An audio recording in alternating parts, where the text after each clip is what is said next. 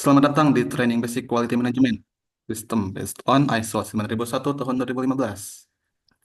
Terima kasih sudah meluangkan waktu untuk bergabung bersama kami. Saya Adnan akan menjadi moderator pada sesi training hari ini. Hari ini kita akan bersama-sama mempelajari lebih dalam tentang ISO 9001 tahun 2015.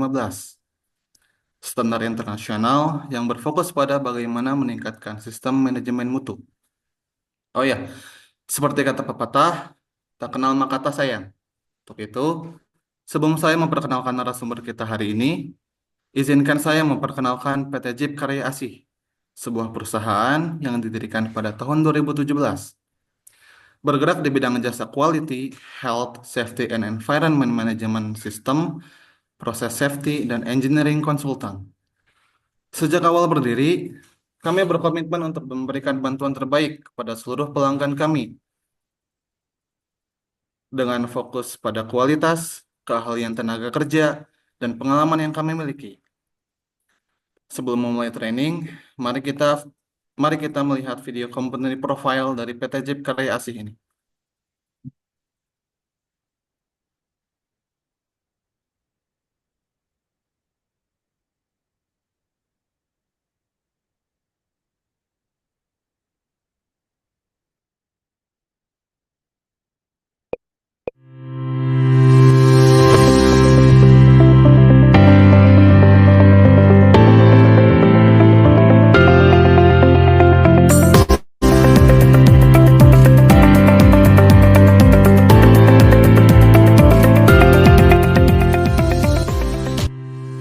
PT Jeep Karya Asih merupakan perusahaan konsultan bidang jasa yang didirikan pada tahun 2017.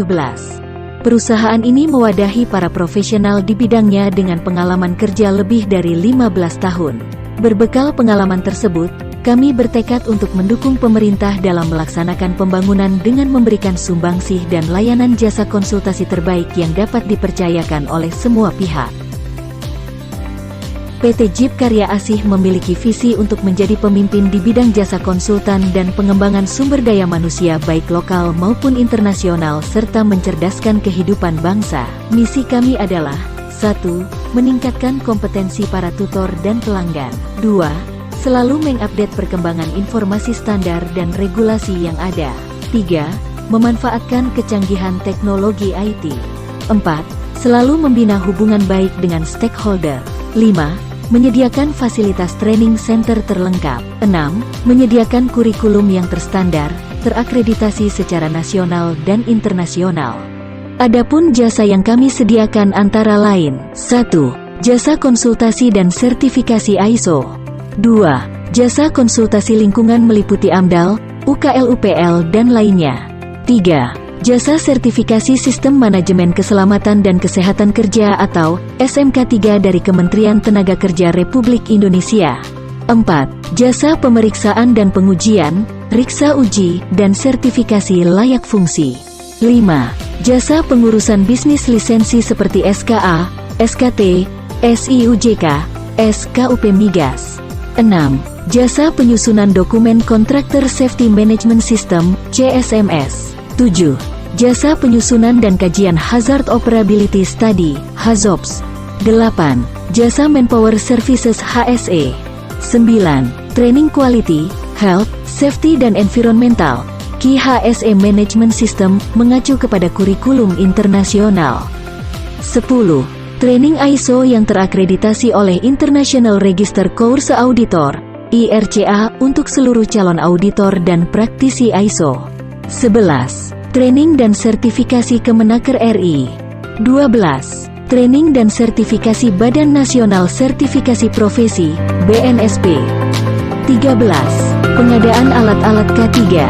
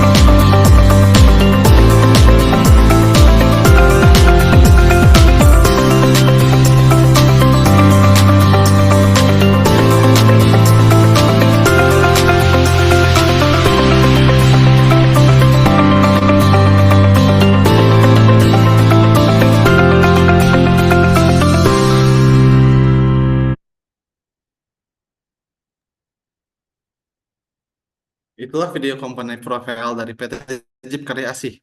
PT Jeep Karya Asih sudah banyak sekali melakukan training, baik offline maupun online. Dan sekedar informasi, kami akan mengadakan training dalam 1 bulan. Dan untuk bulan depan, kami akan mengadakan training kembali dengan materi yang berbeda. Jangan lupa untuk ikutan ya. Dan untuk membantu kita dalam memahami ISO 9001 tahun 2015, saya dengan senang hati memperkenalkan narasumber kita hari ini, yaitu Bapak Jeffrey Imron, STMT MKM CSSGB. Bapak Jeffrey Imron adalah seorang praktisi, trainer, dan auditor berpengalaman dalam sistem manajemen, terutama ISO 9001, ISO 14001, ISO 45001, ISO 27001, dan berbagai standar lainnya. Beliau memiliki latar pendidikan di teknik mesin serta pengalaman sebagai manajer di berbagai perusahaan multinasional, khususnya dalam industri minyak, gas, energi, dan manufaktur. Saat ini, Pak Jeffrey menjabat sebagai CEO di PT Jeep Karya Asih dan telah mendapatkan sejumlah sertifikasi profesional seperti Certified Six Sigma Green Belt dan Lead Auditor IRCA untuk ISO 9001 tahun 2015. Training kali ini akan berlangsung selama 2 jam dengan nanti ada jeda singkat di tengah. Jika ada pertanyaan, silakan tuliskan di kolom chat atau simpan hingga sesi tanya jawab nanti. Dan dimohon untuk Bapak Ibu sekalian, selama pemaparan harap mute agar training hari ini berjalan dengan lancar. Baiklah, tanpa berlama-lama lagi, mari kita dengarkan pemaparan dari Bapak Jeffrey. Kepada Bapak Jeffrey, waktu dan tempat saya persilakan. Oke, makasih Mas Adnan. Teman-teman sekalian, Bismillahirrahmanirrahim. Assalamualaikum warahmatullahi wabarakatuh. Selamat malam, salam Malam. sejahtera untuk kita semua. Eh, Terima kasih untuk kehadirannya di acara free online training yang kami berikan. Namun tak kenal maka tak sayang nih. Jadi saya mohon untuk teman-teman bisa mengetik dulu di kolom chat ya namanya ya, kemudian kemudian asalnya dari mana, serta sekarang ini apakah bekerja atau sebagai fresh graduate. Saya tunggu dulu di kolom chat ya, nama, asal, sama saat ini statusnya bekerja atau fresh graduate. Ya, 5 menit dari sekarang, silakan. Oke, ada Pak Bobi dari Medan bekerja. Oke, makasih Pak Bobi. Yang lain?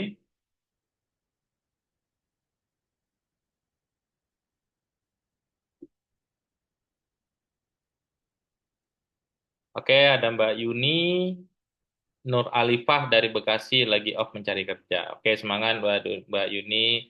Ada Faris, Kang Faris dari Bekasi saat ini bekerja.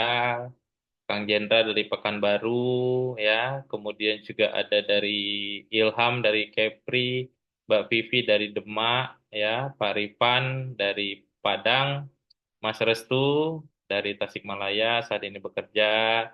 Terus kemudian ada Bu Desi dari Bekasi fresh graduate. Oh, ada Bu Niolita juga dari Jakarta saat ini bekerja.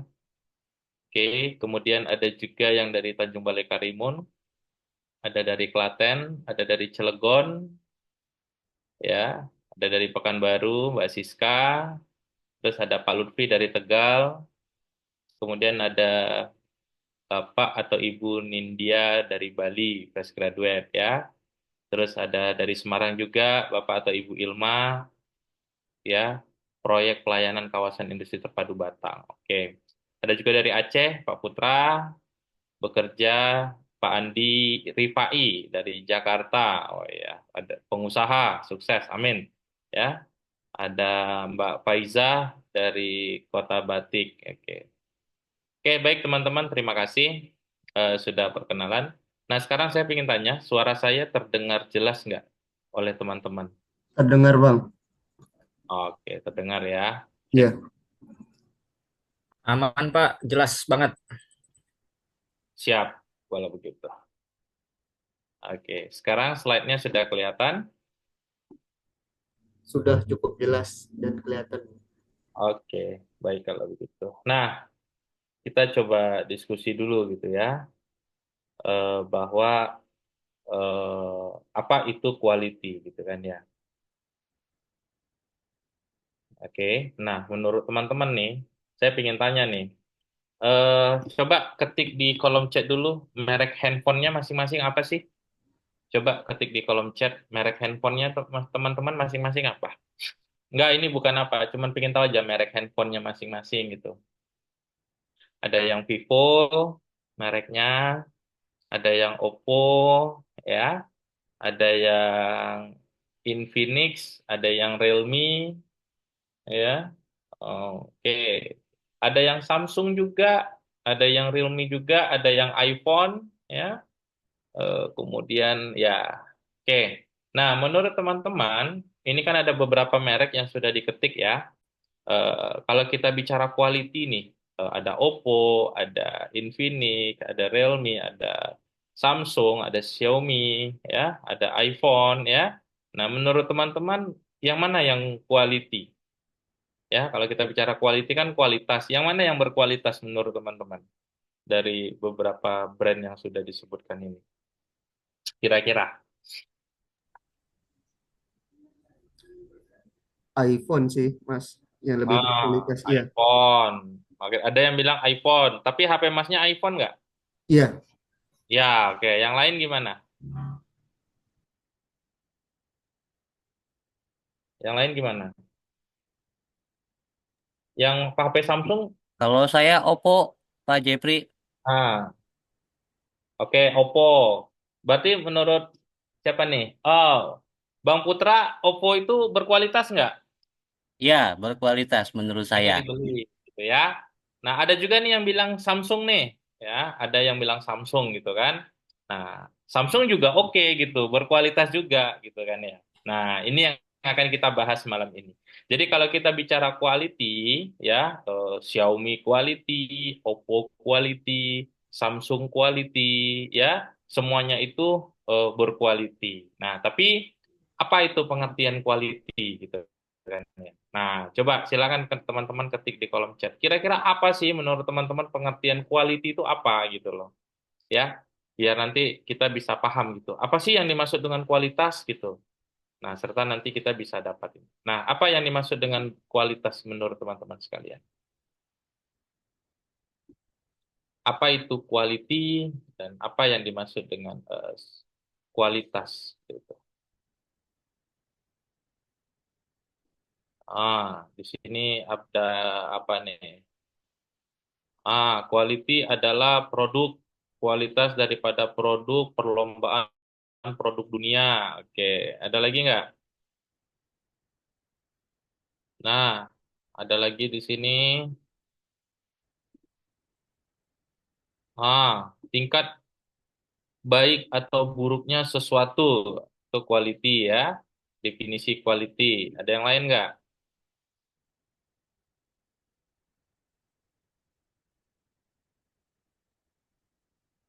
Nah, ada juga di sini bilang quality adalah standar. Nah, ada standarnya.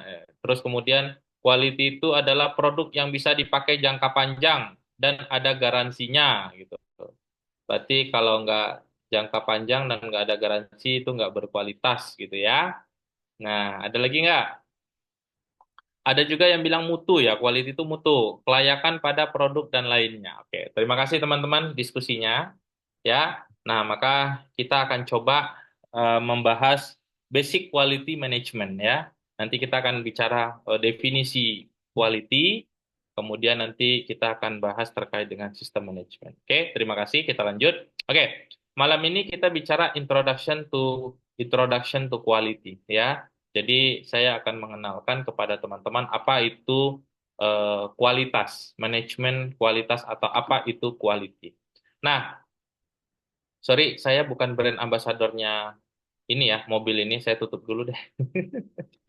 Sorry, tapi kita kita kita coba bahas dari sisi ini. Oke, kita bicara quality ya, nih quality ya, quality atau kualitas. Oke, dari ilustrasi mobil ini bisa teman-teman lihat kalau mobil ini itu perfeksionis gitu ya. Nah, kemudian dia juga ada istilah konsisten ya.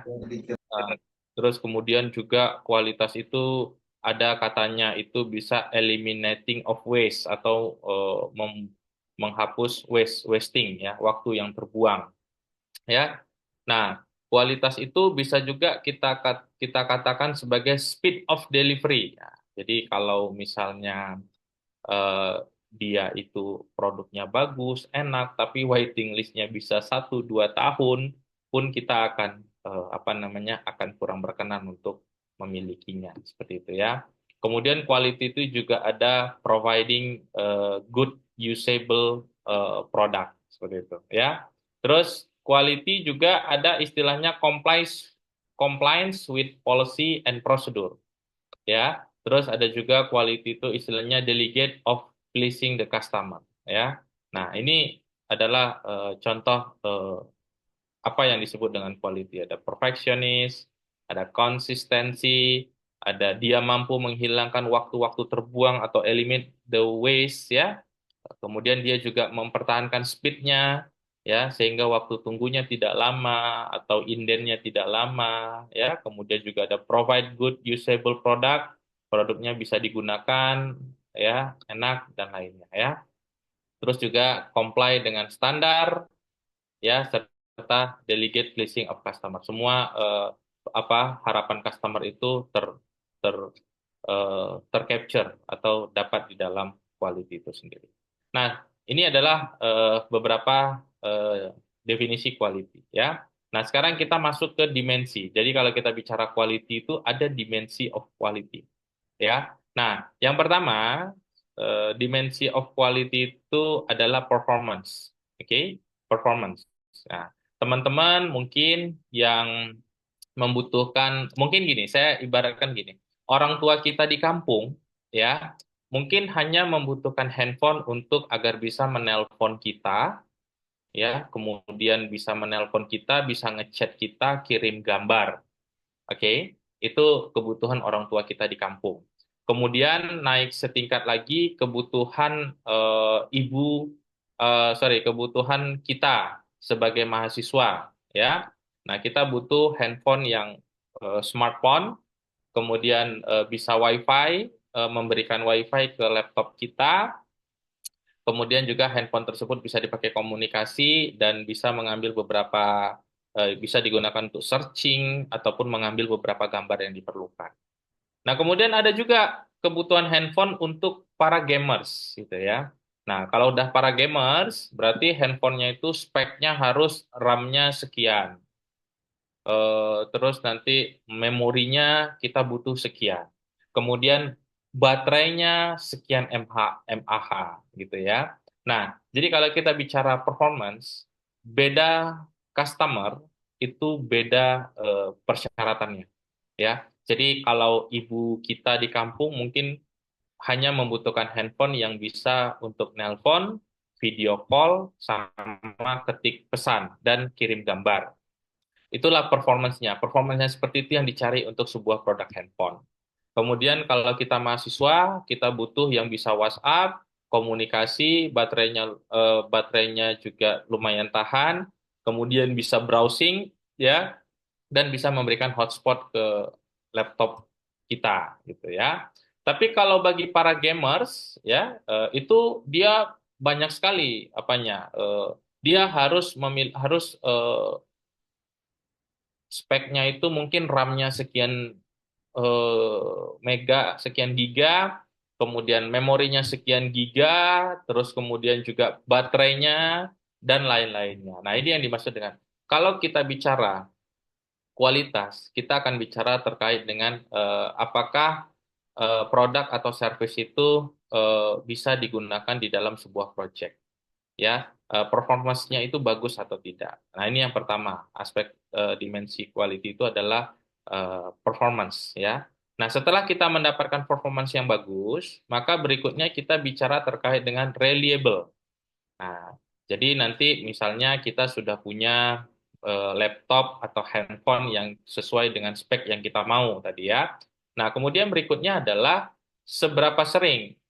Bisa jadi laptop yang kita suka atau handphone yang kita suka, mungkin dia akan sering akan sering fail atau sering rusak, mudah rusak. Baru sebulan dipakai itu sudah rusak, baru 2 bulan dipakai itu kameranya sudah nggak bagus ya. Nah ini juga produk itu reliable atau tidak gitu loh, bisa bertahan atau tidak. Jangan sampai nanti performanya sudah oke, tapi reliability-nya nggak bagus. Jadi kehandalannya juga kita ini kan. Kita beli eh, contoh kita beli handphone mungkin second hand yang harganya di bawah standar, kemudian kita pakai 1, 2, atau 3 minggu, alhasil dia rusak sehingga kita terkendala, gitu kan ya, untuk melakukan pekerjaan. Nah ini juga aspek reliable, bagaimana produk itu dia itu tahan, tangguh, dan tidak cepat rusak ya. Nah, kemudian juga durability. Nah, jadi tadi ini performanya sudah bagus dan dia juga sudah reliable, tapi ternyata bisa dipakai hanya 1 tahun saja gitu loh. Ya. Nah, jadi produknya itu hanya bisa dipakai 1 tahun. Nah, sedangkan investasi yang kita keluarkan itu katakanlah untuk membeli sebuah handphone itu bisa 1, 2, 3 bahkan 5 juta gitu ya, atau kalau yang lebih bagus lagi itu bisa sampai 10 sampai 15 juta ya, atau yang paling mahal mungkin tipikal yang paling mahal itu sampai 22 juta. Nah, dengan investasi yang sebesar itu ternyata produk itu tidak bisa kita pakai dalam jangka waktu yang lama seperti itu. Nah, ini juga menjadi masalah di quality juga harus apa namanya, harus kita lihat gitu ya. Berarti aspek kedua dalam quality itu adalah durability. Seberapa lama kita bisa memakai produk ini setelah kita beli. Nah, berikutnya dimensi quality itu ada juga yang namanya estetik. Ya, tentu nanti performanya bagus ya, eh, kehandalannya oke, dia juga bisa dipakai sampai 20-30 tahun. Nah, berikutnya adalah estetik. Nah, jadi zaman sekarang mungkin orang lebih selektif dalam memilih produk. Jadi mungkin handphonenya harus estetik dari sisi warna, dari sisi bentuk ya, dari sisi kemasan ya, dan lainnya. Tentu hal ini juga harus diperhatikan. Ini dimensi daripada quality. Jadi produk tersebut bisa mendefinisikan, oh ini produknya untuk yang feminim, mungkin ada produk yang introvert gitu ya, atau ada yang orang tua banget gitu dan lain. Nah, berikutnya adalah dimensi quality adalah estetik seperti itu ya. Nah, berikutnya kita lanjut yang kelima adalah serviceability. Nah, jadi kita sudah beli, performanya sudah bagus, kehandalannya sudah bagus, waktu pakainya juga sudah bagus, kemudian estetikanya juga sudah dapat. Berikutnya kita bicara serviceability. Nah, kita ibaratkan kalau handphone, ya, kita punya handphone katakanlah brand A. Brand A tersebut mengklaim bahwa handphone kami bisa dipakai dalam jangka waktu 2-3 tahun seperti itu. Tiba-tiba teman-teman di 6 bulan atau di 1 tahun ternyata handphonenya itu ada sedikit kendala.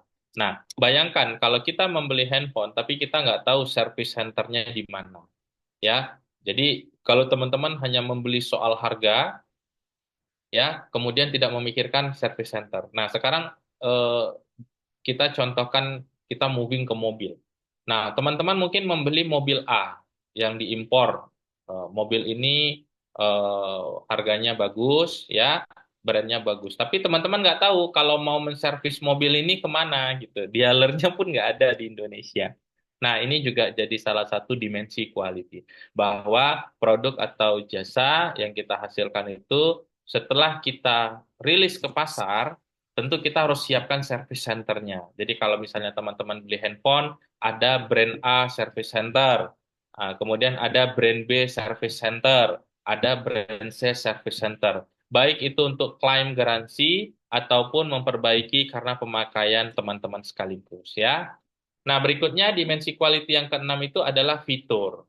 Seperti biasa, ya. kita juga akan melihat fiturnya. Contoh, kalau handphone tadi, fiturnya dia punya ROG, kemudian fiturnya dia punya prosesornya itu Core i5, kemudian dia punya baterai itu 5000 mAh, kemudian dia punya kamera itu sampai 50 megapiksel, ya, dan lainnya. Nah, ini juga penting untuk dilihat. Jadi kalau kita bicara quality, fitur apa yang membuat kita bisa nyaman, gitu ya?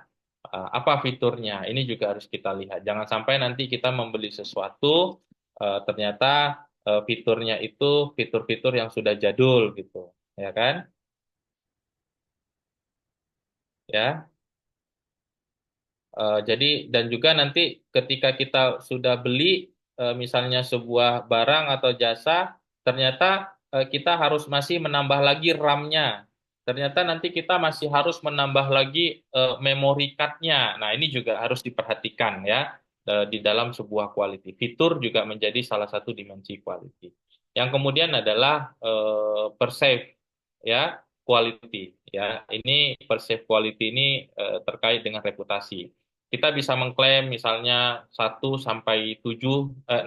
kita bisa mengklaim wah we are the best provider atau the best manufacturer ya. Tapi kalau kita bicara price quality, perceived quality atau branded, nah ini tentu sudah punya hal-hal lain yang harus kita lihat. Pertama mungkin dari sisi reputasinya ya, brandingnya ya, eh, merek-merek handphone yang mungkin awalnya kita nggak kenal, sekarang sudah masuk ke Indonesia. Tentu awalnya kita ragu, apakah merek ini bisa kualitas nggak sih, gitu ya. Tapi ternyata seiring waktu berjalan, mereka membuktikan bahwa mereka barangnya berkualitas, ya. Nah, kemudian eh, tentu nanti ini akan menjadi satu brand, gitu lah. Ya, brand tersebut satu brand yang menjadi oh kita kenal nih brandnya. Nah ini juga salah satu dimensi quality. Reputasi brand juga salah satu dimensi quality ya. Reputasi yang terkenal dan lainnya. Dan yang terakhir adalah dimensi quality itu adalah conform to standard. Sudah pasti ya, conform to standard atau conform to legal requirement. Oke, apa yang dimaksud?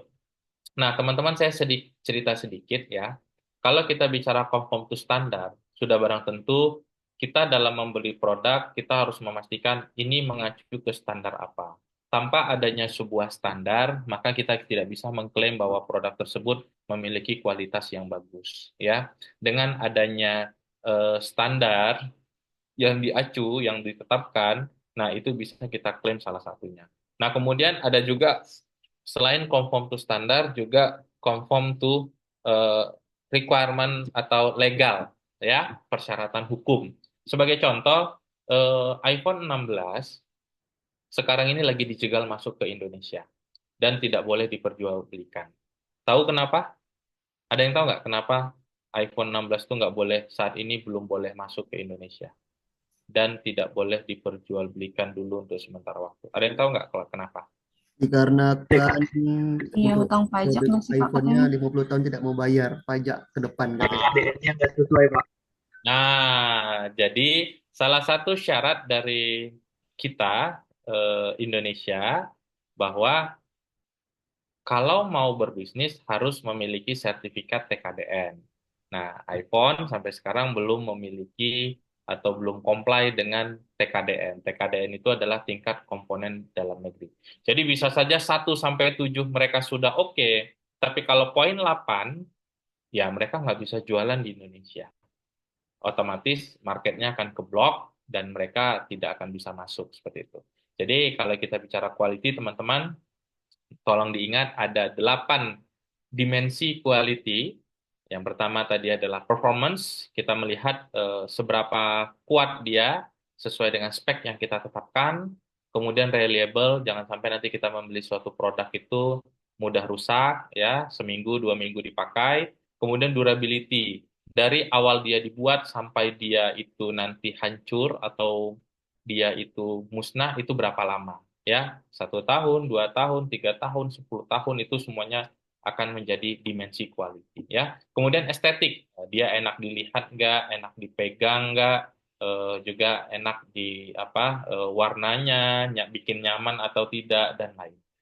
Nah, berikutnya adalah serviceability. Jadi tersedia. Jadi ketika nanti teman-teman ada masalah, apakah itu garansi klaim ataupun defect claim ataupun damage gara-gara pemakaian, ya itu teman-teman ada tempat. Jadi produk itu pastikan ada tempat servisnya gitu ya. Makanya beberapa ada service centernya. Berikutnya adalah fitur ya. Jangan sampai nanti kita sudah membeli barang yang mahal, ternyata kita masih harus membeli lagi di belakangnya, misalnya seperti RAM-nya kurang, memori internalnya kurang, baterainya juga kurang, dan lainnya. Nah, ini juga fitur juga menjadi salah satu aspek dimensi quality. Kemudian juga price atau perceived quality atau brand itu juga menjadi salah satu dimensi daripada quality. Dan yang terakhir adalah conform to standard. Tentu nanti dalam kita membeli suatu produk, kita melihat standarisasinya mengacu kepada mana, kemudian juga conform to standard juga sama dengan conform to peraturan atau conform to law ya, peraturan yang ada ya. Kalau misalnya 1 sampai 7 bagus tapi law-nya tidak dipatuhi ya nggak bisa juga jualan gitu loh. Tentu nanti makanya teman-teman nanti kalau menjadi pakar atau praktisi quality ya 8 aspek ini harus dipastikan agar produk atau jasa yang teman-teman provide itu bisa dipasarkan di Indonesia ya ataupun di negara-negara lain yang menjadi target market seperti itu ya. Jadi ini adalah 8 dimensi quality ya, performance-nya, availability, durability, aesthetic, serviceability, feature, perceived quality, dan conform to standard ya. Ini adalah dimensi quality. Nah, berikutnya teman-teman, kalau kita bicara quality itu ada 2 yang namanya VOC ya. 2 eh, voice ya. Ada yang namanya voice of customer, ada juga nanti ini voice of customer nih. Ini voice of customer, VOC, ya. Nah, kemudian di sini ada juga voice of process. Nah, ini bahasa quality ini ya. Voice of process nih. Nah, apa ini yang mau saya sorry, apa yang mau saya ini kan? Ini dia. Salah diganti ya. Ini dia. Saya bahas dulu voice of customer, teman-teman. Dalam eh, bicara quality, tentu kita punya perspektif customer atau yang biasa disebut dengan voice of customer.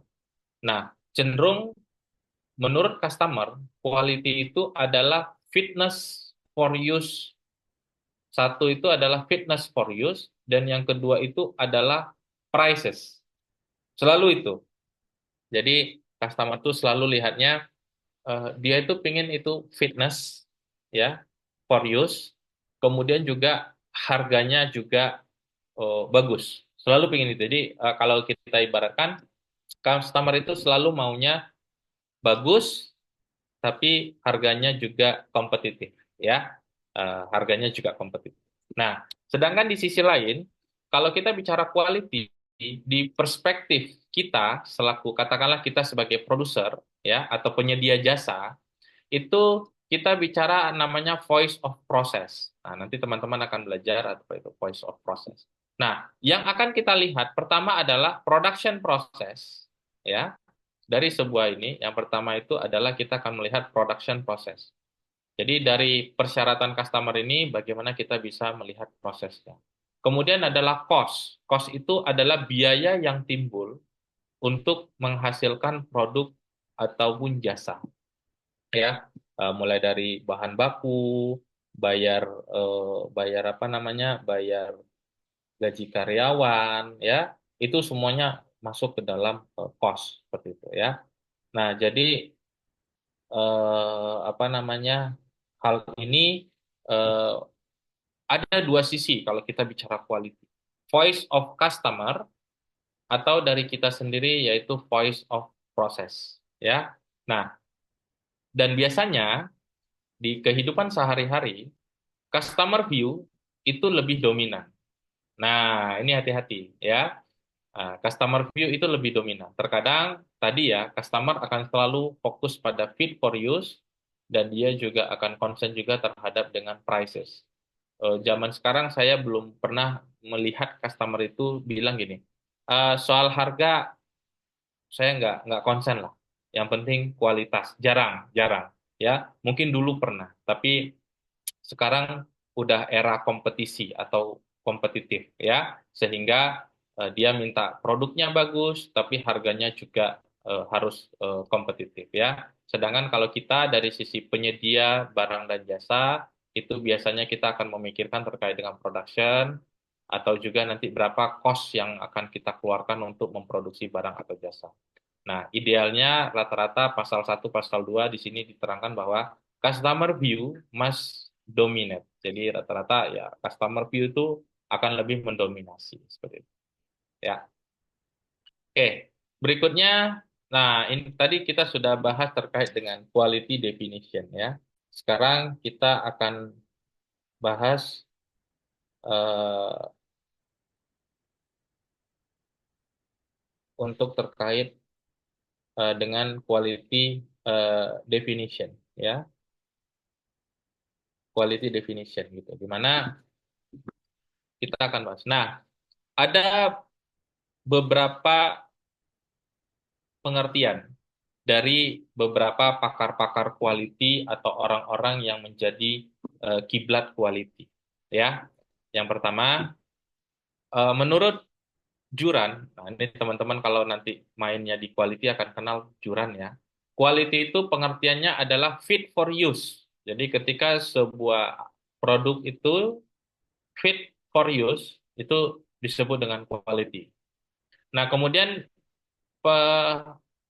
definisi kedua menurut Crosby. Nah, ini teman-teman yang diangkut mungkin kenal ya, Crosby. Eh, Quality itu adalah conformance to the customer requirement. Nah, jadi ada kata kunci di sini, conformance itu comply atau conformance itu sesuai dengan customer requirement. Itu definisi kedua. Kemudian Baum bilang quality itu adalah meet. Ada kata kunci di sini, meet. Ya, meet customer expectation. Nah, quality itu adalah meet. Meet itu berarti apa ya? Menuju ya, menuju atau sesuai dengan customer. Nah, kemudian ada juga ini Bapak Quality Dunia, Deming, ya. Nanti teman-teman akan belajar Deming Cycle ya. Eh, Dia mendefinisikan quality itu adalah meeting current and future customer need.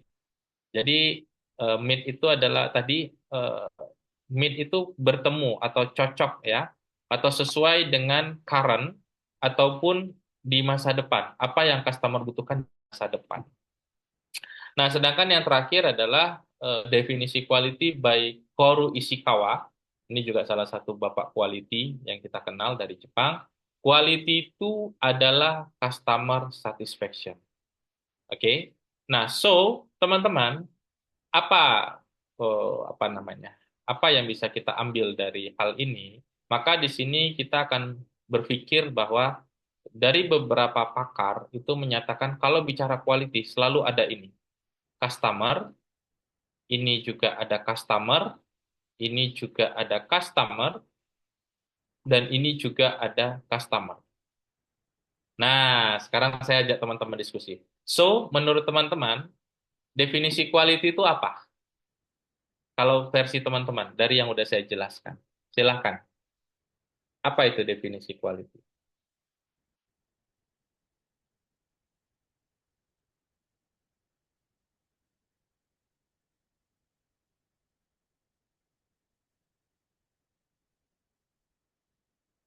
Menurut teman-teman, apa itu definisi quality? Gitu. Ya, selalu ada customer-nya gitu. Ya, ada customer expectation. Jadi kita bicara barang kita berkualitas atau tidak ya berdasarkan customer-nya gitu loh. Ya, bukan berdasarkan klaim kita gitu ya. Ada juga mengusahakan permintaan daripada pasar ya. Ada istilah mengusahakan. Jadi kalau kita bicara quality, teman-teman, maka tadi ada voice of customer, ada voice of process ya. Tapi kalau bicara quality, ya fokusnya ke customer-nya saja dulu. Ya, nanti kita bicara quality principle. Salah satu quality principle itu adalah customer focus, gitu ya. Nah, jadi eh, teman-teman ke depan kalau menjadi orang quality, maka harus banyak-banyak mendengar kayak prudensial ya. Awas, always listening and always understanding ya. Jadi lebih banyak mengenal atau mendengar apa yang diinginkan oleh customer. Jadi quality itu based on perspektif customer ya. Ya, ada customer need dan ada juga customer expectation. Ya, apapun itu. Jadi dari lima lima pakar, maka kita sudah bisa menyimpulkan bahwa quality itu ya based on the customer ya. Jadi ini yang perlu kita perhatikan ya. Oke, nextnya adalah apa sih impact? Nah, kan tadi saya udah panjang lebar nih bicara terkait dengan quality. Terus apa kira-kira impact-nya kalau kita mengimplementasikan quality di perusahaan kita ya? Nah, yang pertama impact yang akan kita dapatkan itu adalah increase in productivity.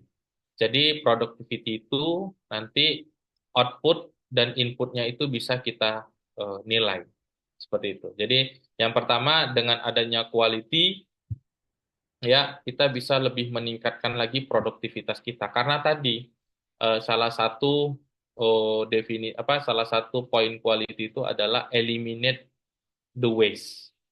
Nah, nanti teman-teman kalau belajar Six Sigma ada tuh seven ways. Mulai dari waiting, rework, atau apa, itu nanti ada. Jadi kalau teman-teman ingin belajar, apa sih wasting-wasting yang ada di perusahaan, itu nanti kita bisa belajar seven ways. Nanti kalau ada yang suka, materinya kita bisa bawakan ya. Jadi quality itu increase in productivity karena dia menghilangkan wasting time. Dia menghilangkan seven ways. Salah satu seven ways itu adalah waiting, rework, dan lainnya. Itu salah duanya. Dia ada tujuh seven ways ya.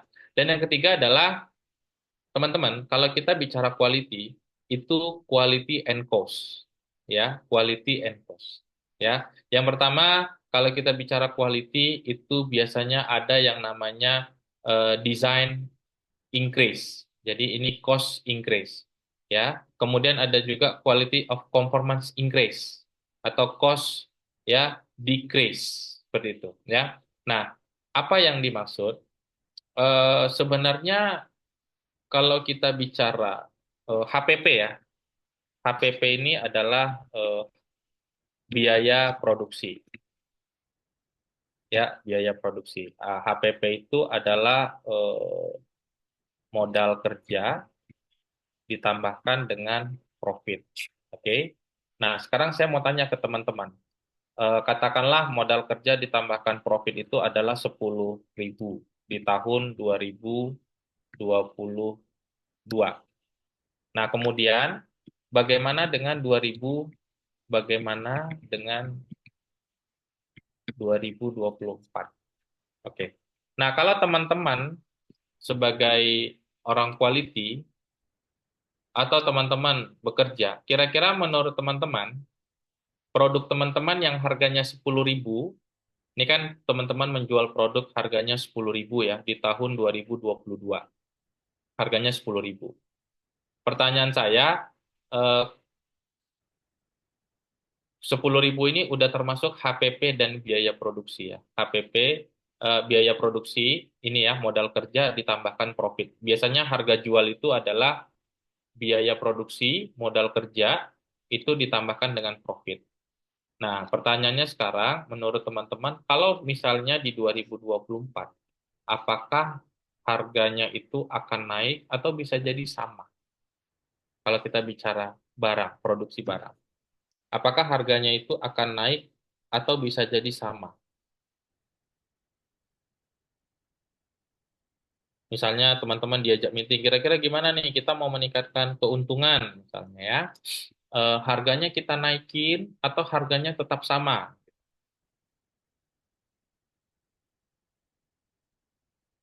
Tergantung situasi, boleh. Ya, bisa jadi naik, peningkatan, dan lainnya. Melihat kualitas yang dijaga, bla bla. Oke, sekarang saya ambil contoh harga handphone. Ya, kita ambil beberapa brand ya, Oppo, Xiaomi, atau apa beberapa brand. Menurut teman-teman, dari tahun ke tahun harganya makin naik apa makin turun? Harga baru ya, ini bicara baru. Dari tahun ke tahun, Oppo, Samsung, atau Xiaomi. Harganya naik apa turun? Atau harganya sama saja?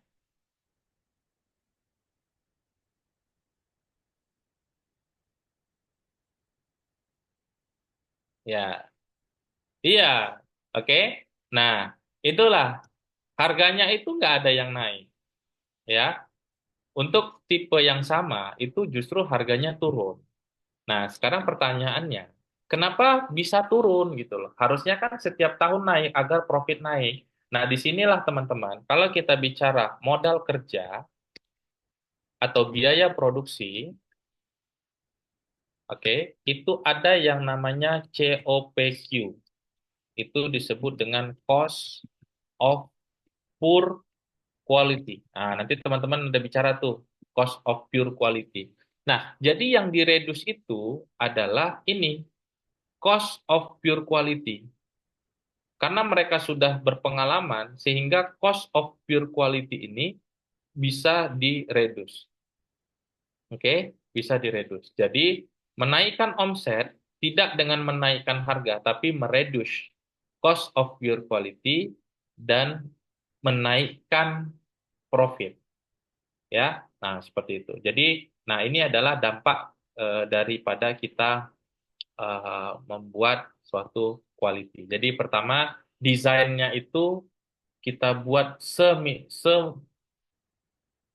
kalau bahasa di tekniknya itu seoptimal mungkin desainnya, tapi nanti dari sisi cost production-nya itu menjadi kecil. Karena apa? Biaya cost of quality-nya itu menurun, ya. Jadi kayak seperti ini nih, cost of quality. Salah satu contoh cost of pure quality itu adalah ini. Less, decrease, rework, complain, ataupun nanti scrap. Nah, itu adalah cost of quality. Scrap itu adalah barang yang kita produksi tapi tidak bisa kita gunakan. Nah, itu jadi scrap.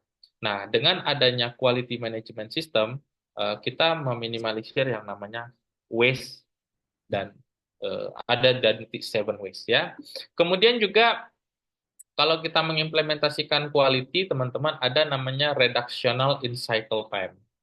Ya, terus juga nanti quality itu juga menjadi sebuah value. Nah, inilah impact daripada quality itu. Jadi bisa productivity-nya kita increase, kemudian quality itu juga berpengaruh kepada cost gitu ya. Bagaimana nanti quality ini bisa menekan biaya produksi sehingga biaya produksinya jauh lebih murah tanpa mengorbankan profit nih. Profitnya nggak diganggu ya. Nah, makanya beberapa perusahaan sudah memiliki pengalaman, mereka cost production-nya diturunkan, profitnya yang dinaikkan. Tapi setelah diturunkan dan dinaikkan, jatuhnya sebenarnya harganya sama. Makanya beberapa brand mobil, eh, mobilnya baru, tapi harganya itu kalau bisa dibilang masih apple to apple sama versi lama. Bahkan bisa dibilang nggak ada kenaikan. Karena apa? Ya mereka sudah belajar dari desain yang bagus, kemudian proses kualitas yang sesuai, sehingga mereka bisa menurunkan biaya produksi, menaikkan profit. Jadi nggak perlu menaikkan harga. Nah, kalau menaikkan harga, idealnya customer bakal lari. Tapi kalau kita menurunkan biaya produksi, nah, dengan harga yang sama, biaya produksinya turun, profitnya yang naik. Nah, itu udah hukum alam, seperti itu. Tapi kalau biaya produksinya tinggi, ya profitnya yang turun. Di mana-mana perusahaan nggak akan mau profitnya turun. So, mereka akan berusaha bagaimana biaya produksinya lah yang rendah dan profitnya lah yang akan naik seperti itu ya. Oke, kita lanjut. Kemudian historical of quality methodology. Nah, ini kalau kita bicara quality methodology, ini kita akan lihat dari mulai basic quality ya, basic quality sampai nanti apa namanya eh, bagaimana di beberapa perusahaan. Jadi teman-teman, level quality paling rendah, sorry, bukan paling rendah ya. Level quality paling basic itu adalah inspection. Ketika teman-teman melakukan inspection di perusahaannya, itu sudah menjalankan quality level 1 atau quality terkait dengan basic quality. Jadi quality itu basic pertamanya itu adalah inspection. Jadi teman-teman melakukan inspeksi mulai dari inspection raw material, kemudian inspection production process sampai inspection produk jadi. Ya, itu level awal quality. Kemudian level berikutnya itu ada yang namanya quality control. Ya. Nah, teman-teman level kedua itu adalah quality control. Jadi teman-teman melakukan QC dari setiap pekerjaan yang dilakukan. Jadi setiap pekerjaan teman-teman punya orang QC, di setiap proses teman-teman punya orang QC. Nah, itu level kedua. Nah, level ketiga adalah QA, Quality Assurance. Nah, teman-teman memiliki sertifikat ISO, teman-teman memiliki sistem manajemen, punya prosedur, punya instruksi kerja, punya form standarisasi, punya ini, punya itu, ya, terkait dengan sistem manajemen. Oke, itu apa namanya? Itu level kedua, ya. Oke, Mas Anan, 2 menit ya. Itu level ketiga, Quality Assurance. Jadi teman-teman memiliki sertifikat ISO, teman-teman di audit, teman-teman memiliki sistem manajemen itu level 3. Nah, kalau kita bicara level tertinggi quality itu adalah TQM atau yang disebut dengan Total Quality Management, ya. Nah, Total Quality Management ini adalah perpaduan daripada tiga ini, ya, ditambahkan dengan yang namanya culture quality, ya. Ya, di sini ada employee involvement, ya. Jadi semua orang berkontribusi atau berlomba-lomba dalam menjalankan quality. Ya, jadi level pertama tadi adalah inspection, level kedua tadi adalah quality control, level ketiga adalah quality assurance, dan yang paling tinggi di tahta quality itu adalah TQM atau total quality management. Ya, oke, mungkin itu dulu dari saya. Sudah diingatkan untuk stop, silakan dari Bang Adnan atau panitia silakan. Nanti kita lanjut lagi. Terima kasih.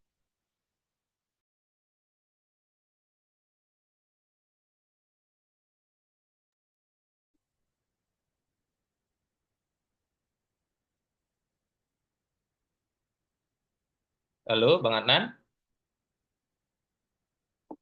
Ya, silakan. Baik, terima kasih untuk Bapak Jeffrey atas materinya yang sangat informatif. Sekarang kita masuk ke sesi tanya jawab. Bagi peserta yang memiliki pertanyaan, silakan ajukan melalui chat atau langsung melalui open mic. Silakan.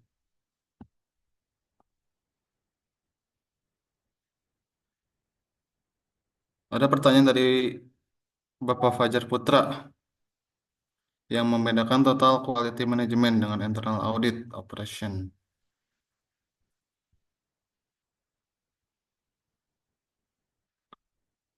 Oke, Pak Baik. Fajar Putra ya, yang membedakan apa total quality management.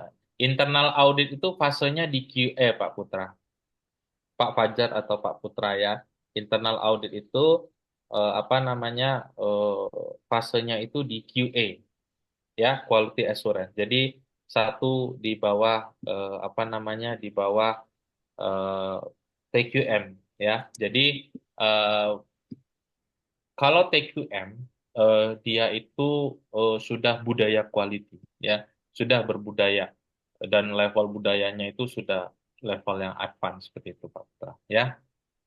Itu yang pertama. Lanjut yang kedua ya. Bagaimana jika in case ada barang yang lama yang harganya meningkat seiring peningkatan tahun? Nah, ini menarik nih kalau kita bicara harga yang meningkat. Kalau kita lihat harga yang meningkat ya, itu nanti kita akan coba bedah dulu. Yang meningkat itu apa?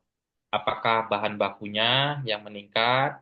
Apakah prosesnya yang meningkat? Apakah investasinya yang meningkat atau apa gitu ya. Jadi karena kan setiap apa namanya setiap perusahaan punya strategi masing-masing ya.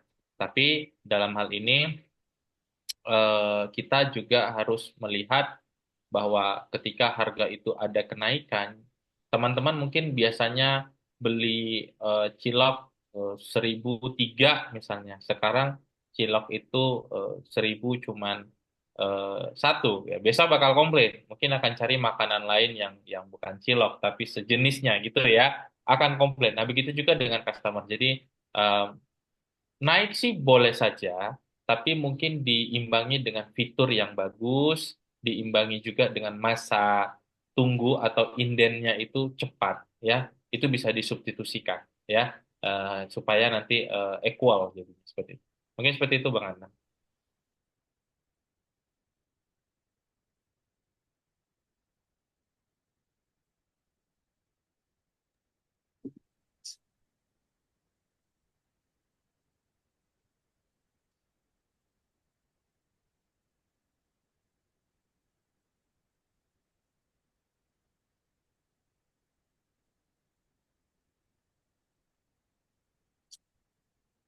Oke, mungkin saya kembalikan ke panitia dulu ya. Silakan panitia.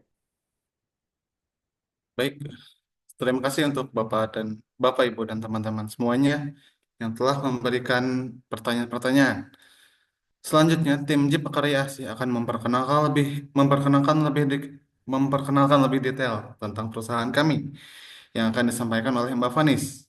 Kepada Mbak Vanis, waktu dan tempat dipersilakan.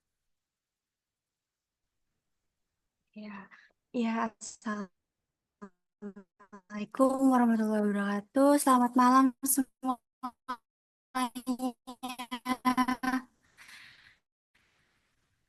Bagaimana nih, masih pada semangat atau gimana?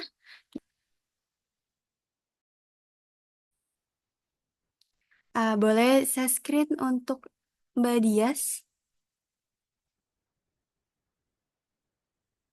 Beri. Ah, untuk izinkan saya untuk memperkenalkan PT Jeep sendiri ya.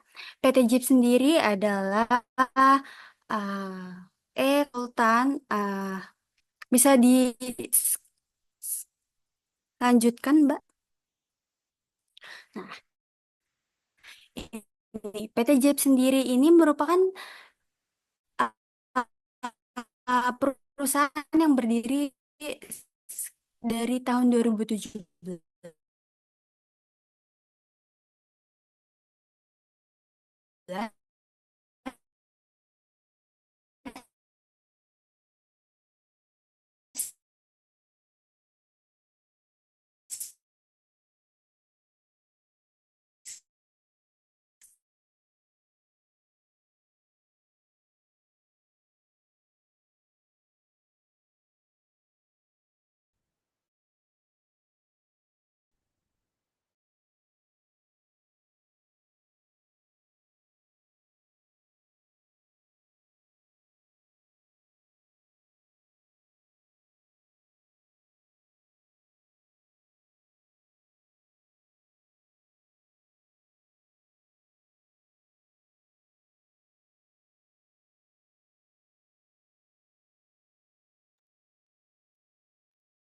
Mbak Vanis, mohon maaf suaranya tidak keluar.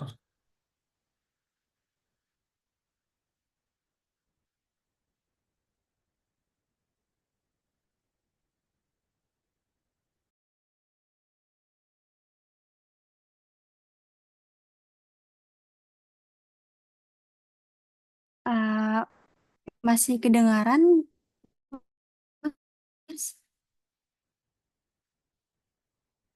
Halo?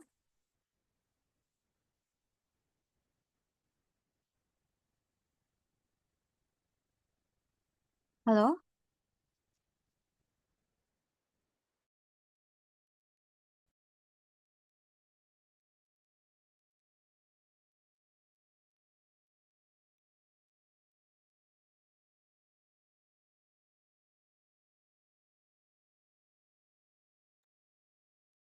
Uh, Sudah bisa?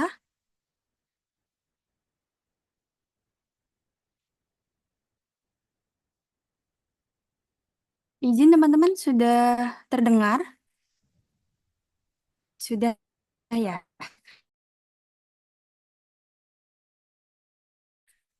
Oke, baik. Mohon maaf atas kendalanya.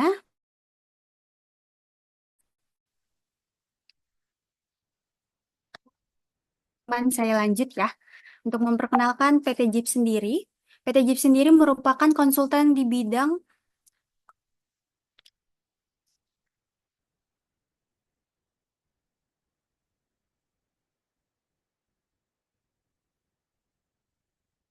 mohon maaf, PT JIP sendiri merupakan perusahaan konsultan di bidang jasa yang berdiri pada tahun 2017.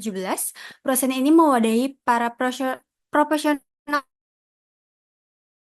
di bidangnya dengan berpengalaman lebih dari 15 mendukung pemerintahan dalam melakukan pembangunan dan memberikan sumbangsih dan layanan jasa konsultasi terbaik. Selanjutnya, Mbak.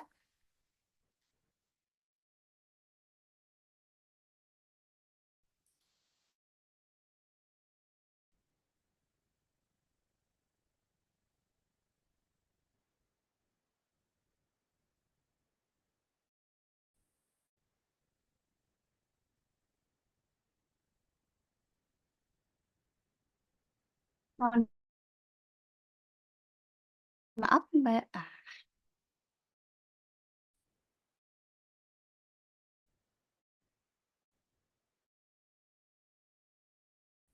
Ini merupakan visi misi dari PT Gypsy dan Engineering Consultant di Indonesia dengan memberikan solusi terbaik yang berfokus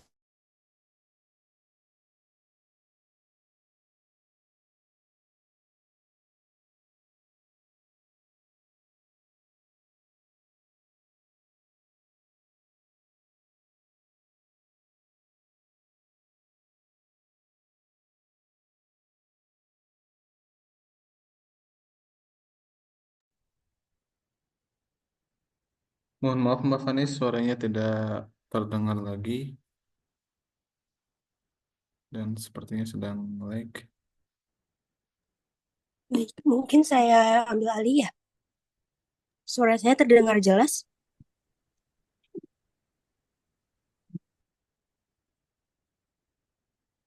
Baik.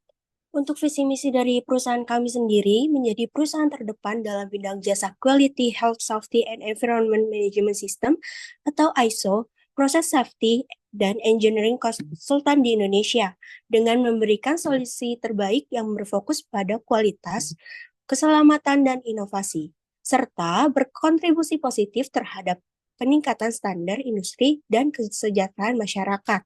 Untuk misi kami sendiri, yang pertama, memberikan layanan berkualitas tinggi.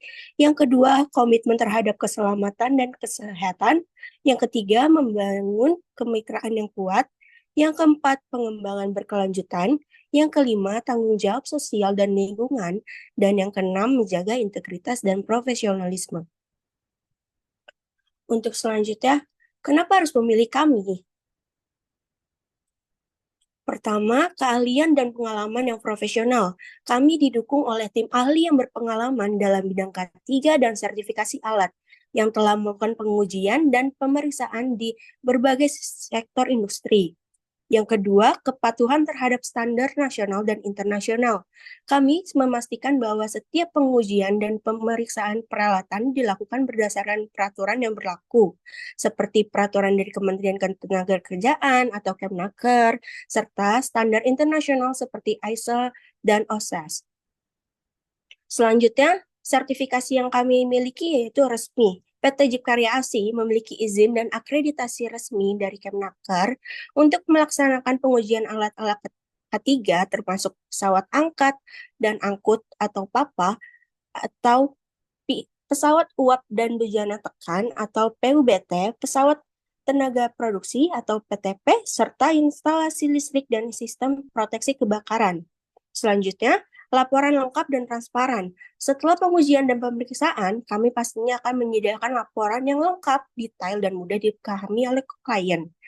Kemudian, pendekatan terintegrasi kami menawarkan solusi yang terintegrasi mulai dari inspeksi hingga sertifikasi peralatan K3.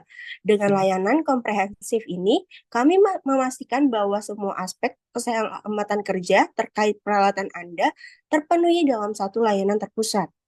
Selanjutnya yaitu layanan cepat dan responsif. PT Jeep Karya Asih berkomitmen untuk memberikan layanan yang cepat dan responsif, sesuai dengan kebutuhan operasional perusahaan. Kami memahami pentingnya waktu dalam proses inspeksi, pengujian, dan peralatan untuk memastikan kelancaran operasi tanpa hambatan. Selanjutnya, penggunaan teknologi terkini. Dalam setiap pengujian dan pemeriksaan, kami menggunakan peralatan dan teknologi terbaru yang mematuhi standar industri. Hal ini menjamin akurasi hasil pengujian serta meningkatkan efisiensi proses pemeriksaan.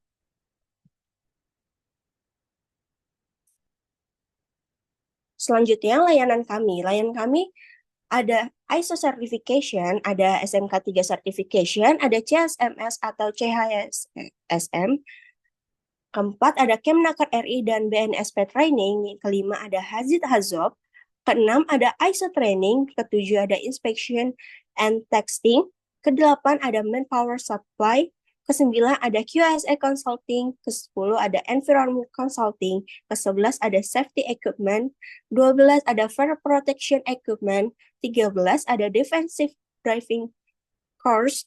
14, ada engineering consulting. Dan 15, ada inspeksi K3. Dan terakhir, ada inspeksi K3 kantor. Berikut untuk portofolio sertifikasi ISO dari PT Jeep Karya Asih.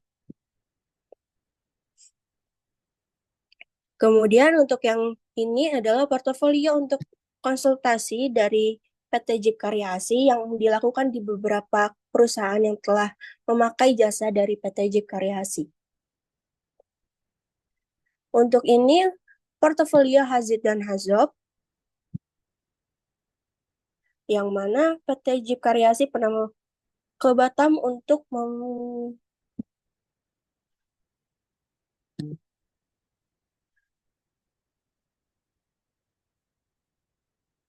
Selanjutnya ada portofolio training welder. Selanjutnya ada portofolio fire and life safety. Dan ini kami bekerja sama dengan perusahaan di India untuk menjadi konsultan dalam fire and life safety ini. Kemudian ada portofolio uji riksa alat berat. Dan kita juga ada jasa pengurusan SPDA, CIVD, dan CSMS. Nah, buat kalian nih, untuk para mahasiswa atau fresh graduate yang mungkin lagi cari-cari pengalaman baru, kita juga lagi buka ada konsultan internship. Untuk program ini pastinya bakal dapat pelatihan intensif dari pakar konsultan yang berpengalaman. Terus kalian juga bisa belajar juga nih standar internasional kayak ISO 9001, 14001, 45001, dan 27001 atau SMK 3 dan lain-lainnya. Nah, yang ketiganya lagi kalian bisa siap buat di dunia kerja itu keterampilannya konsultan yang diakui. Jadi buat kalian para mahasiswa yang di semester akhir atau yang lagi mencari pengalaman-pengalaman baru, bisa coba scan barcode yang ada di layar ini. Selanjutnya, kami juga bekerja sama dengan Kemnaker, BNSP, International Society of Six Sigma Professional, IRKA, dan SKK Migas juga. Nah, berikut untuk klien-klien kami yang mungkin yang baru masuk sini baru beberapa, tapi sebenarnya klien-klien kami di luar ini udah lumayan banyak ya. Udah lumayan terkenal juga mungkin. Nanti bisa dicari-cari juga di website kami. Nah, berikut untuk struktur organisasi. Yang pertama tadi ada Pak Jeffrey Imron sebagai pemateri juga, beliau sebagai CEO di PT Jeep Karya Asih.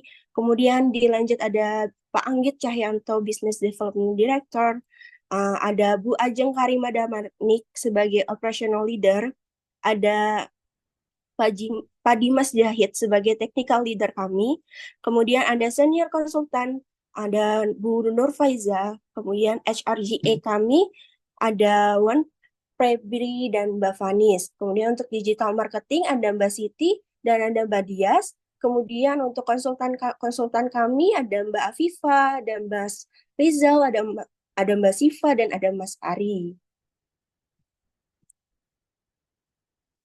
Berikut untuk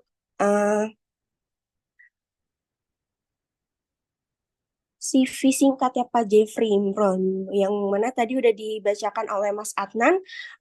Pak Jeffrey ini memiliki beberapa lisensi yang sudah diakui secara internasional maupun nasional seperti Certified Six Sigma Green Belt atau Certified Lead Auditor ICA ISO 9001 tahun 2015 dan masih banyak lagi. Berikut untuk lisensi-lisensi kami ada untuk Bapak Ibu yang mau memakai jasa kami dalam SMK 3 bisa juga dilihat bahwa kami sudah terlisensi dalam PJK 3. Kita juga masuk ke anggotaan asosiasi, ada Pertamina, ada Petakindo, ada Kadin, dan ada juga Abdi.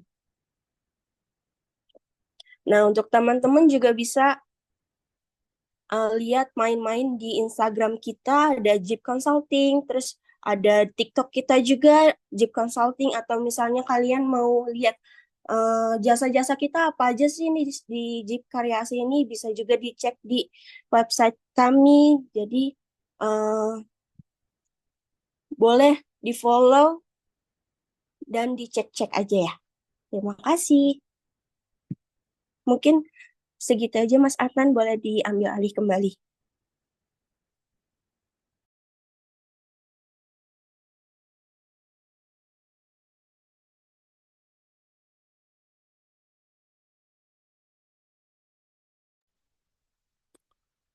Baik, terima kasih untuk Mbak Dias atas pemaparannya. Seperti yang diinfokan tadi, untuk Bapak Ibu yang ingin menggunakan jasa kami, bisa langsung menghubungi kami melalui kontak yang sudah disediakan. Dan untuk teman-teman yang baru lulus atau masih di semester akhir tanpa kelas, dan mau mencari pengalaman-pengalaman baru, boleh banget nih buat gabung bersama kami di PT Jeep Karyasih sebagai konsultan yang nantinya pasti akan dibimbing oleh kami.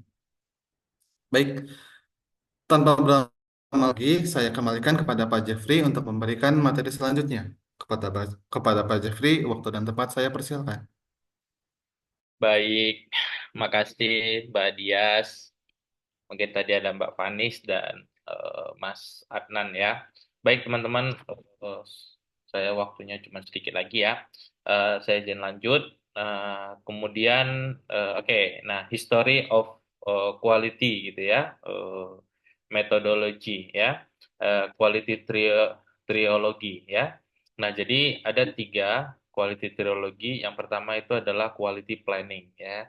Jadi kita melakukan identifikasi customer, kemudian dan proses apa yang kita butuhkan, kemudian kita akan menyediakan sistem yang capable untuk memenuhi atau meet dengan quality standar. Ini adalah quality planning.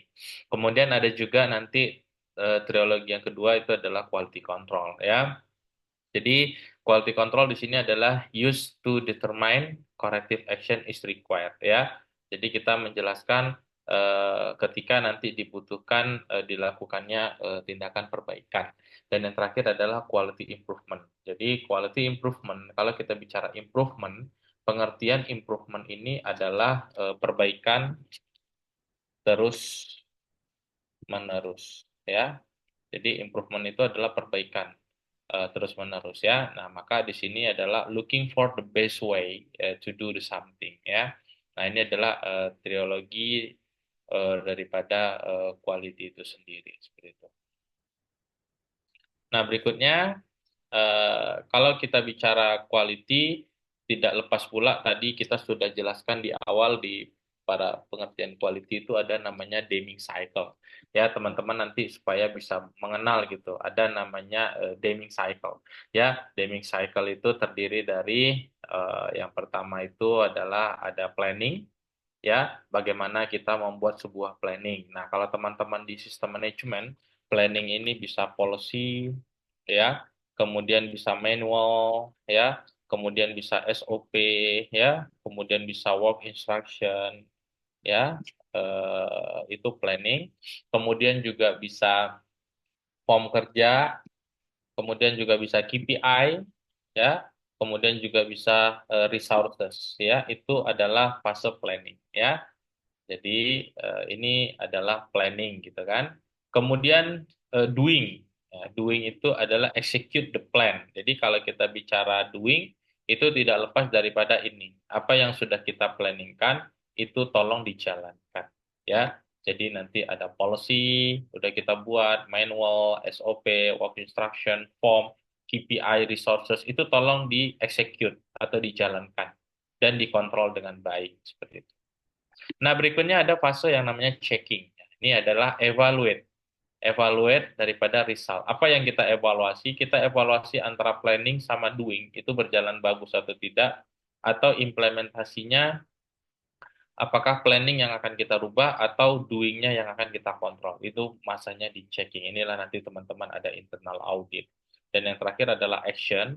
Action itu adalah follow up atau tindak lanjut daripada peluang perbaikan, ya. Jadi kalau kita lihat tadi pada saat fase cek ini kita mengecek apakah nanti ada yang bisa kita perbaiki, ya, itu nanti akan kita perbaiki. Jadi Deming cycle ini bicara terkait dengan PDCA cycle, mulai dari planning, kemudian doing, ya. Nanti doing itu kita lakukan checking sampai nanti kita checking itu kita buat nanti action seperti itu, ya. Nah, Deming cycle adalah, ya, Deming cycle atau PDCA cycle. Deming ini terkenal di quality, teman-teman, is a continuous quality improvement model, ya, seperti itu, teman. Jadi Deming cycle ini adalah dibuatnya suatu metode yang continuous atau terus-menerus bagaimana kita dapat memperbaiki model daripada quality sistem manajemen atau quality yang ada di organisasi kita. Nah, kemudian ada lagi 14 poin daripada Deming gitu ya. Pakar quality ya. Pertama, create consistency purpose. Kita harus meng-create bagaimana kita konstan terkait dengan tujuan. Kemudian adopt philosophy of prevention. Jadi nanti pencegahan-pencegahan terkait daripada mulai dari defect, ya, various daripada proses, ya, itu nanti kita buat pencegahannya. Kemudian case mass inspection, ya, kita harus melakukan inspection yang masif. Select a few supplier based on the quality. Nah, jadi poin yang berikutnya pada Deming adalah kita memilih supplier itu, beberapa supplier itu berdasarkan kualitasnya, gitu ya. Kemudian constantly improvement system and workers, ya. Terus juga ada institute worker training, kita memberikan training, instill leadership, jadi kita memberikan juga leadership, eliminate fear among employee, eliminate barrier between department, kemudian eliminate slogan, kemudian remove of numerical quote, enhance the worker pride, jadi kita memberikan juga apresiasi kepada orang-orang yang memang bisa memberikan kontribusi terhadap quality. Institute Training Educational Program, ini tujuannya adalah bagaimana kita memastikan kualitas daripada sumber daya manusia itu bisa upgrade, naik kelas, ya. Dan terakhir adalah develop komitmen untuk 13. Nah, ini adalah 14 poin dari Deming Cycle untuk mengimplementasikan quality, apakah itu produk atau jasa yang ada di perusahaan Bapak Ibu sekalian nantinya ke depannya. Seperti itu ya. Nah, berikutnya quality management system.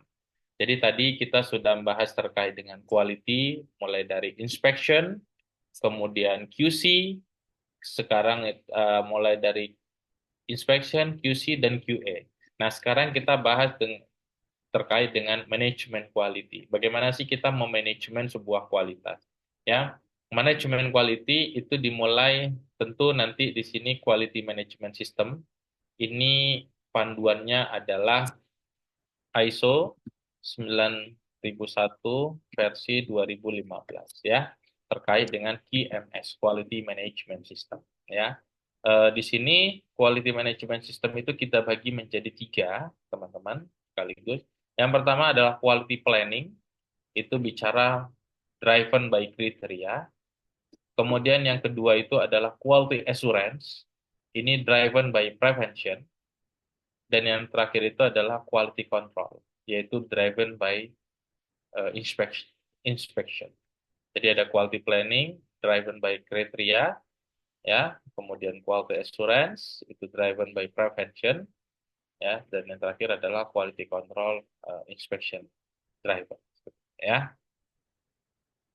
Nah, berikutnya adalah QMS definisi. Jadi definisi QMS itu adalah defined as a formalized system. Mulai dari documented process, kita mendokumentasikan proses kerja kita, mulai dari bahan baku, proses production, sampai pengiriman ke customer. Atau kalau kita jasa, mulai dari customer inquiry, kemudian kita create a proposal, kemudian ada negosiasi, sampai nanti jadi sebuah PO, kemudian project execution, sampai nanti project completed, serta BAST. Ya, itu dia. Yang kemudian berikutnya adalah adanya prosedur. Setiap perusahaan itu harus punya prosedur. Jadi prosesnya based on the prosedur, bukan based on the human, seperti itu ya. Dan yang berikutnya adalah adanya responsibility to achieve quality policy dan objective. Nah, ini dari ASQ sumbernya. Jadi kalau kita lihat nanti kalau dalam quality proses, teman-teman, itu dimulai dengan input, ya, input yaitu requirement, kemudian proses ini. Fase proses itu ada di sini.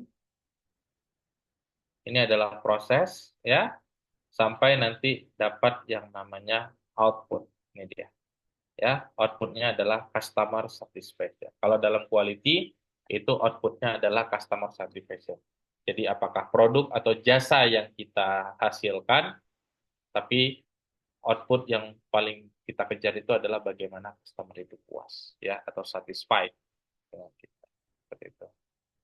Nah, kemudian quality management system itu juga membantu mengkoordinasikan atau mendorong direct organization, ya. Bagaimana kita itu aktif untuk meet atau bertemu, ya, atau sesuai dengan customer dan regulatory requirement. Jadi ada 2 kata kunci dalam QMS.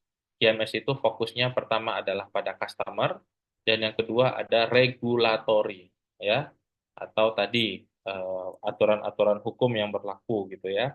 Itu jangan sampai juga kita abaikan. Karena tadi kalau misalnya seberapa bagus pun produknya, tapi kalau tidak comply dengan regulator, maka tidak akan bisa juga tidak akan bisa juga dipasarkan produknya, sehingga percuma saja kita memproduksi tapi nggak bisa dijual, ya. Kemudian juga kalau kita bicara quality management system atau ISO 9001, yaitu improve, efektif, ada 2 kata kunci, dan efisien, ya, terkait dengan continuous basic. Tentu dalam hal ini efektif, efisien yang diimplementasikan harapannya, ya, cost-nya itu menjadi lower cost, ya. Jadi tadi kita menurunkan biaya produksi sehingga dari biaya produksi yang turun bisa menaikkan profit. Jadi kalau bicara quality adalah bagaimana kita menurunkan biaya quality, biaya produksi melalui eliminate of cost of poor quality, dan supaya bisa menaikkan daripada profit tanpa kita harus menaikkan harga. Nah, ini adalah contoh quality management system, teman-teman. Ada planning, kemudian ada doing, ya, ada planning, ada doing, kemudian ada checking, dan yang terakhir ada action. Jadi ada 10 elemen yang harus kita implementasikan untuk menjalankan suatu sistem manajemen. Model dari konteks organization, kemudian leadership, kemudian perancangan, ya, terus juga ada planning, ada support, ada operation, dan ada nanti evaluasi performance, dan yang terakhir adalah nanti eh, improvement seperti itu ya. Oke.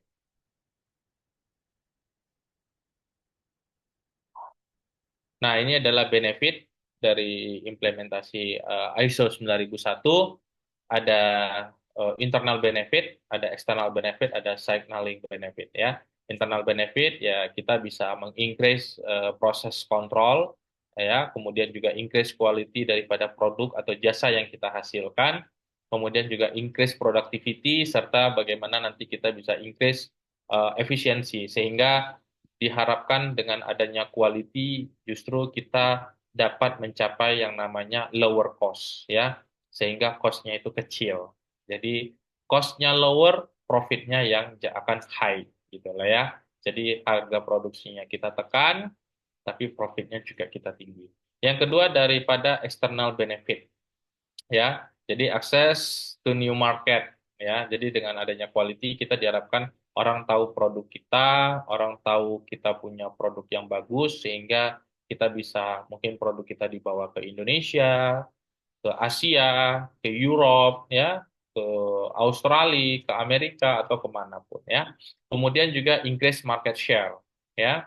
Jadi dengan adanya produk bisa jadi orang membeli brand kita itu dalam kosongan dan dia akan tempelkan brandnya mereka gitu ya. Contoh beberapa otomotif mereka merakit di Indonesia mungkin brand A, tapi ketika produknya di deliver ke Eropa itu akan dipajang brand B. Karena kualitasnya sama, maka itu bisa share market. Dan yang terakhir adalah increase the sales. Jadi dengan kita tahu bahwa oh itu harganya murah, tapi barangnya punya kualitas bagus, service centernya ada di mana-mana, fiturnya juga wah banget, tumpe-tumpe dan lainnya. Nah itu bisa menjadi apa namanya sales baru buat kita ya. Sehingga harapannya daripada external benefit itu adalah kita akan mengincrease income ya. Terus signaling benefit adalah akses to new market dan lainnya, maka diharapkan juga lower cost. Jadi lower cost, increase the income, dan ini juga lower cost, maka harapannya dengan mengimplementasikan quality adalah increase the financial performance. Ya, jadi tadi yang saya bilang increase the financial performance itu apa? Itu yang saya bilang tadi. Jadi ini ya apa namanya production cost-nya, production cost-nya itu jadi low dan profit-nya itu akan naik menjadi high dengan asumsi harganya harga sama atau tanpa kenaikan. Ya, jadi itu eh, dampak daripada quality. Jadi kita menekan cost production untuk meningkatkan profit tanpa harus menaikkan harga. Seperti itu ya. Jadi ya. Nah, berikutnya adalah kita bicara quality management system documentation. Jadi tadi kalau di QA kita punya quality management system documentation. Level tertinggi daripada sistem dokumentasi itu ada di policy, ya. Kemudian level berikutnya ada di quality manual. Kemudian nanti ini adalah corporate level, policy dan manual. Berikutnya nanti teman-teman harus punya juga quality prosedur, ya, prosedur kerja, karena dalam quality assurance sudah harus memiliki prosedur-prosedur kerja, working instruction, ini spesifik dalam antara manusia dengan alat, dan yang terakhir adalah record atau formulir-formulir kerja teman-teman itu sudah didesain standarisasi seperti itu ya. Nah, berikutnya adalah mungkin sampai situ Mas Anan terkait dengan quality. Mungkin kita bisa berdiskusi di waktu yang tersedia ini, mengingat nanti biar jangan kemalaman juga teman-teman ini udah 9:30. Mungkin itu aja basic principle quality management system yang bisa saya sampaikan dalam kesempatan yang baik ini. Silakan untuk teman-teman kalau ada yang ingin bertanya, silakan nanti kita akan berdiskusi dengan baik seperti itu. Baik, terima kasih Pak Jeffrey atas materinya yang sangat informatif. Sebelum melanjutkan sesi pertanyaan, nanti akan ada link absensi yang akan dikirim melalui kolom chat. Harap untuk hadirin semuanya untuk mengisi link absensi tersebut. Sekarang kita masuk ke sesi tanya jawab. Silakan untuk jika ada yang ingin bertanya. Ada dari Mas Randu. Untuk quality di standar ISO ini menyesuaikan bidang usaha atau ada ketetapan dalam standarnya. Karena untuk bidang usaha industri ada produk jadi yang bisa dilakukan uji kelayakan. Sedangkan untuk bidang usaha jasa, bagaimana kita melakukan uji kelayakan dalam bidang jasa? Silakan Bapak Jeffrey untuk menjawab pertanyaan tersebut. Oke, makasih pertanyaannya Pak Randu, Mas Randu ya. Nggak mau dipanggil Bapak kayaknya, Mas saja biar mudah terus ya. Jadi gini, kalau kita bicara produk ya, produk itu ISO itu bisa dipakai di mana saja gitu, di mana saja gitu ya. Sehingga produk ataupun jasa itu bisa dipakai seperti itu. Kemudian kalau untuk jasa, bagaimana sih melihat apa namanya suatu jasa gitu kan ya? Bagaimana mengukur kualitas suatu jasa? Ya kualitas suatu jasa tadi kita coba bandingkan.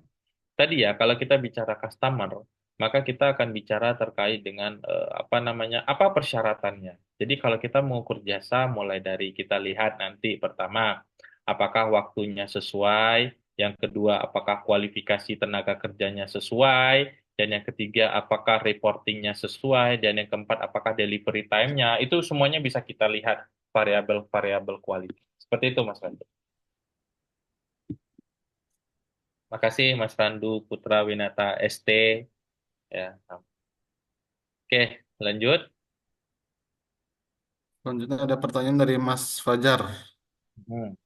QMS di dalam kertas kerja yang digunakan pada aktivitasnya, fokusnya untuk improvisasi apa saja?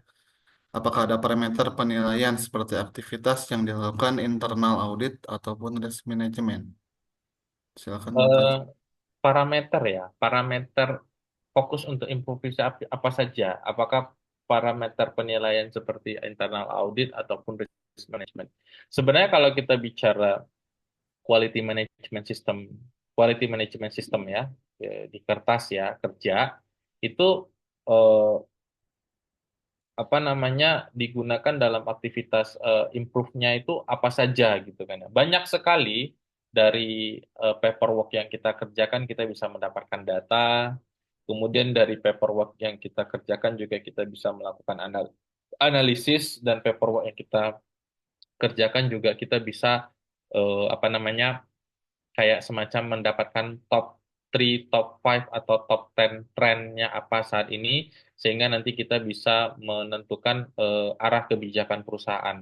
Apakah kita fokus kepada eh, human atau kita fokus kepada mesin atau kita fokus kepada lingkungan kerja atau kita fokus kepada infrastruktur. Itu yang terjadi. Seperti itu.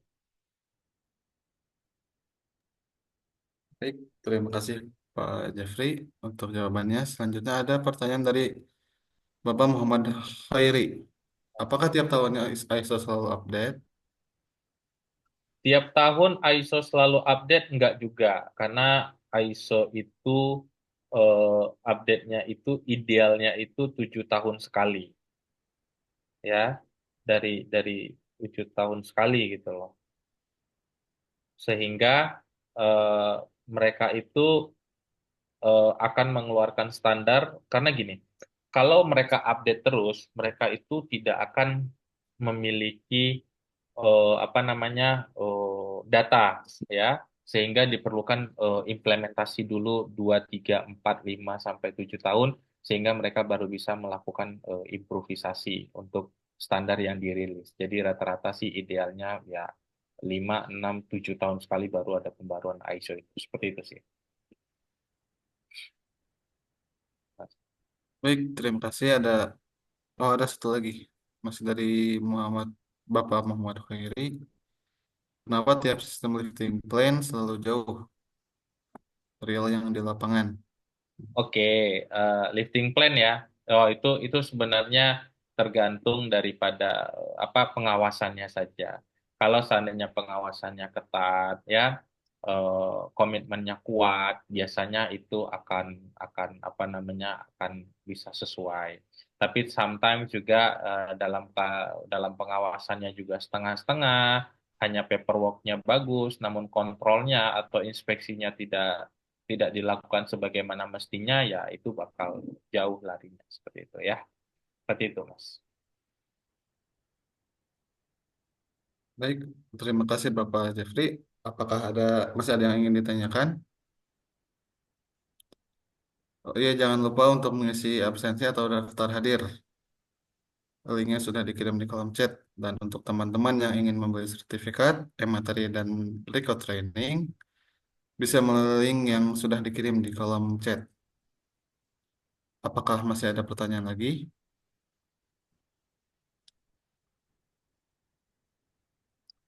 Baik, jika tidak, oh ada satu lagi. Dari Bapak Fajar Putra, apakah QMS dapat diterapkan ke kondisi saat ini terkait dengan AI? GMS diterapkan terkait dengan AI ya, Artificial Intelligence ya. Justru dengan adanya AI ya, kecenderungan untuk dari perspektif saya ya Pak, dengan adanya AI justru QMS ini harus semakin galak. Kita harus melakukan mulai dari quality assurance sampai quality controlnya juga. Jangan sampai nanti justru data yang didapat itu justru dari AI bukan dari actual lapangan kita. Mungkin AI bisa sifatnya membantu kita dalam memberikan referensi, tapi untuk mulai data, pengolahan data, analitikalnya perlu dilakukan oleh eh, human gitu. Sehingga sangat relevan quality management system untuk kita terapkan bagaimana kita memastikan bahwa quality of people, kemudian quality of kompetensi, quality of record, quality of data, quality of analytical data dan lainnya itu dijalankan dengan baik sehingga kita pastikan bahwa AI digunakan hanya sebagai alat bantu tapi tidak menggantikan manusia itu sendiri. Karena tetap data-data real itu kita butuhkan untuk dilakukan analisa untuk mengambil arah kebijakan ke depan. Seperti itu sih, Pak. Baik, terima kasih untuk Pak Jeffrey atas jawaban dari pertanyaan-pertanyaan tadi. Jika sudah tidak ada yang ingin ditanyakan, eh, oh, iya. Apakah masih ada pertanyaan?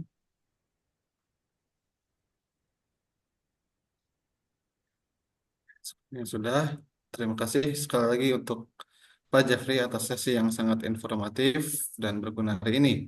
Dari materi yang disampaikan, kita telah belajar tentang ISO 9001 tahun 2015, tentang prinsip dasarnya, bagaimana menerapkannya dalam perusahaan, dan syarat-syarat untuk ISO 9001. Semoga apa yang kita pelajari hari ini dapat membantu Bapak Ibu dalam meningkatkan sistem manajemen mutu di perusahaan masing-masing. Baik, sebelum mengakhiri pertemuan kita hari ini, mohon untuk Bapak Ibu dan teman-teman semuanya untuk on cam sebagai dokumentasi hari ini. Silakan.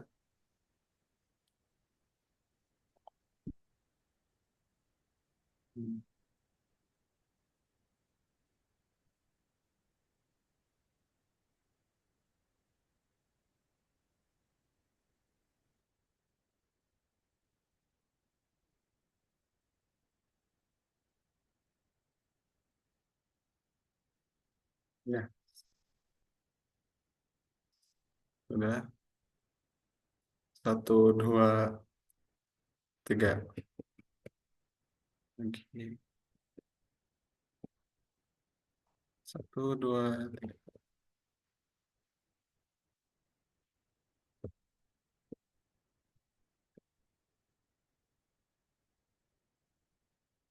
Baik, sesi dokumentasi sudah selesai. Terima kasih untuk Bapak Ibu dan teman-teman semua. Terima kasih sudah meluangkan waktunya untuk sesi training malam ini. Saya Adnan, pamit undur diri sampai bertemu di training selanjutnya. Terima kasih.